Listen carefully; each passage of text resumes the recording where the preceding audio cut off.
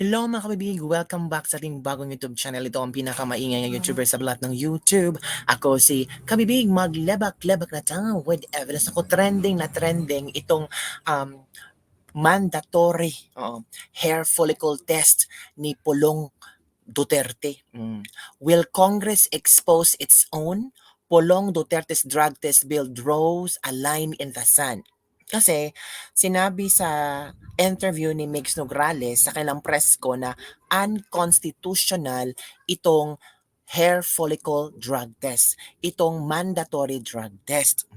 Meron kasing itong mga young guns.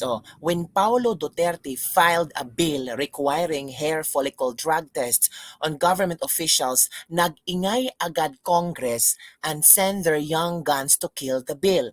100% sure daming adik sa Congress at government officials, lalo na si BBM. Ay, ito ang sabi ng isang netizen ha.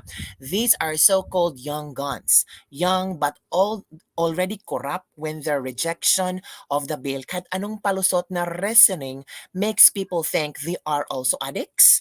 If they are clean, they will not against by the bill.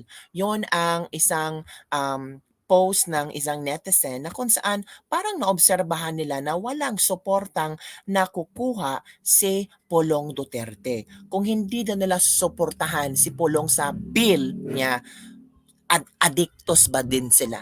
Magpolboronic ba din sila? Yan ang isang komento ng isang netizen. Kasi nagtataka sila. Magandang bill itong gustong i-push or i-final ni Pulong Duterte. At bakit daw itong si Migs Nograles, itong mga young guns, ang talagang nag-iingay ngayon na parang sinusupla nila sinusupalpan nila si Pulong Duterte. Sabi pa nila na unconstitutional, sabi pa nila na nirespeto nila itong bill na ito, pero parang hindi narinig ng maraming tao ang suporta na makukuha ng Kongreso kagaya ng young guns.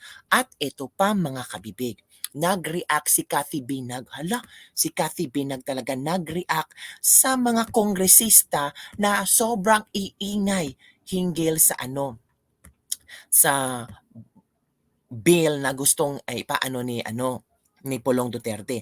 Sabi ni Cathy Binag, pinatunayan ninyo lang na totoo lahat. God's providence. Malinaw na ang mga nag-react against drug test ay mga guilty at takot. So it means yung nag-react yung young guns kan guilty sila. Takot sila na merong malalaman ang mga tao, na merong mga nagtatagong mga bitin na gumagamit ng drogas diyan sa kongreso. Baka naka-jamming kayo. Hala, grabe naman itong si Cathy Binag. Sinabihan pa, baka naka-jamming kayo kaya takot na takot kayo. Huwag na ninyong iboboto mga regular employees, nga athletes, etc., etc., pinapa-drug test. Politician pa kaya? Anong meron? Bakit ayaw ninyong gawin? Alam na ninyo po natin ang dahilan, so wag na po natin silang suportahan. Nakakapangilabot ang harapang paglalantad na hindi pagsang-ayon against drugs. Wow! Calling mga puting bubuyog sa congressman. It's time na ilabas na ninyo ang video and evidence ng mga partying nila. Magbigay ako ng premyo aside sa mga puting bubuyog, but also may mga hawak na ebidensya. Hala, may video pala. May video na nagparty-party tapos gumagamit ng pulburon. Hala, grabe itong pasabog ni Cathy Binag ha. Kasi sabi ni Cathy Binag, pag nagre-react ka sa bill na pinafile ni Pulong Duterte, iba kasali ka sa mga party-party nila. Kasi yung nagparty-party daw sila ay gumagamit ng pulburon. May video daw na nagparty-party gamit ang pulburon. May video daw na pwedeng ipakalat ng mga puting bubuyog or mga bubuyog sa kongreso, mga congressman na may hawak ng video ng paparty-party na gumagamit ng pulburon. Nako mga kabibig, malapit na yata itong ipapalabas. Magbibigay pa ng premyo si Cathy Binag. Naku, paano kaya sasagutin ito? Take note mga kabibig ha, sa expose ni Cathy Binag ni isang politiko, ni isang congressman, ni isang Abalos hindi nag-react. Sino pa? Si Gibo hindi nag-react kasi nung unang pasabog ni Maharlika tungkol sa Polvoron video, nagulantang sila. Pinatawag ng NBI, pinaimbestigahan nila ang video, tapos sinabihan nila yung tenga daw ay hindi kahawig ni BBM, kaya fake talaga. Sinagot niya ni Maharlika through US forensic expert na talagang pinabuluanan na totoo ang video. At wala tayong narinig sa kampo ni BBM. Wala tayong narinig kay Amy Marcos, kahit isang pamilya ni BBM, wala tayong narinig kina Abalos at Gibo na sila yung magdedepensa once Cathy B nagsabi. Ngayon naman, may pinasabog naman si Cathy B na issue na merong video partying using polvoron. At merong palang kontak ito si Cathy B sa Kongreso. Mga bubuyog niya sa Kongreso na may hawak ng polvoron. Video. Naku, partying daw. Baka sabi ni Cathy B itong nagdedepensa sa bill, itong hindi nagustuhan or yung ayaw sa bill ni Pulong Duterte, baka kasali ito sa partying. Nako mga kabibig, grabe ito si Cathy B walang tagalang patutsyada kung sino talaga ang masasagasaan, go ng go at magbibigay pa ng pabuya. Sabi ni ni Adrian Pascual. Sabi ni Adrian Pascual, ang laki mong tanga, Migs. Kaya nga huli yung mga LGU employees dahil ang mga Duterte mismo ang nag-institutionalize ng random testing sa LGU nila. All bills are not final, Migs. They can always change or improve it. The shade and the gall of that woman with a fake news pala. Fake news pala. Pasensya na ha. Pasensya na sa nabasa ko. Fake news pala. Questioning what the intent of the author is. What a parliamentarian she is. The very reason she gave those LGU employees is one of the reason why Duterte has the best experience and knowledge about the subject matter, Migs. Migs can't even shoot it down right there, and then because she will be seen in the bad light as not being supportive of legislation against drug use. The question of constitutionality can be remedied without rushing the bill. Kung gusto lang makita si Pulong, dapat calendar nila agad ang bill kaysa ilagay nila as back burner.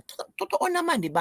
Kasi nag-request si Migs Nograles na sana kung madipensahan ito ni Pulong Duterte at sana mag-join daw ng Congress hearing si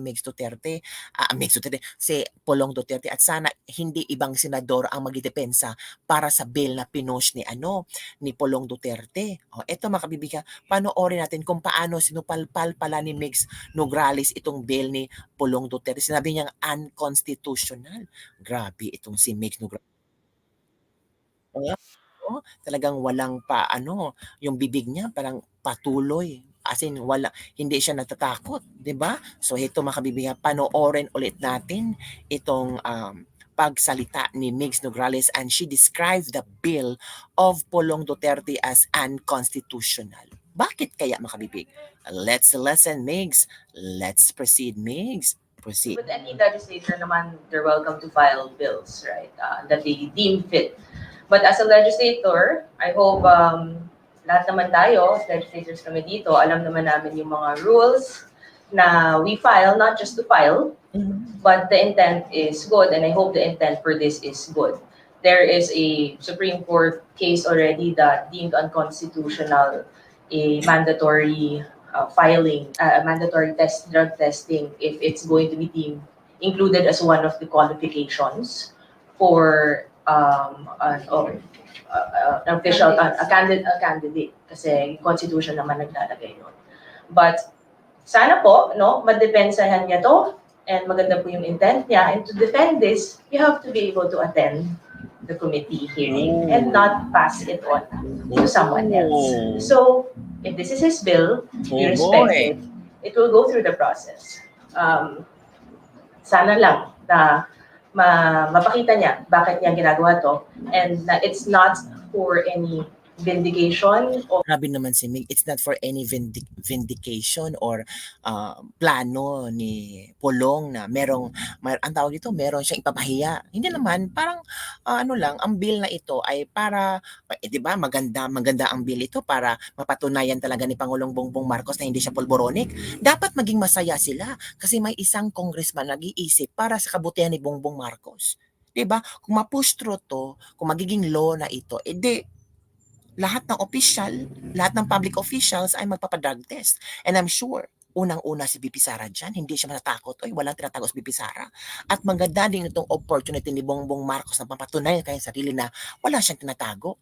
Dapat suportahan ito ni Pangulong Bongbong Marcos, dapat suportahan ito ni Tamba. Kasi it will answer all the queries and questions. Mas maging malinaw sa mga tao. Ito talaga si Mix Nograles. anything. It's not to single out someone because that will be unconstitutional. And sana this applies also sa local government units Lahat naman yan. because as our friends in media know, even in Davao City, Ito. meron mga 37, I think, that tested positive sa random drug test sa isang department. So, sana this applies to.